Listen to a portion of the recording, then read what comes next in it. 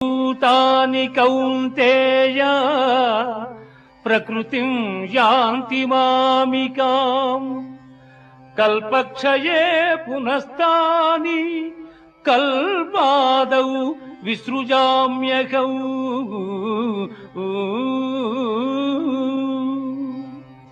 పార్థ, ప్రళయకాలమున సకల ప్రాణులను నాయందు లీనమగుచున్నవి. మరల కల్పాదియందు సకల ప్రాణులను నేనే సృష్టించుతున్నాను. అనన్యాశ్చింతయంతో మాం ఏ జనా పర్యుపాసతి. అనన్యాశ్చింతయంతో మాం ఏ జనా పర్యుపాసతి తేషాం నిత్యాభియుక్తానాం యోగక్షేమం వహా.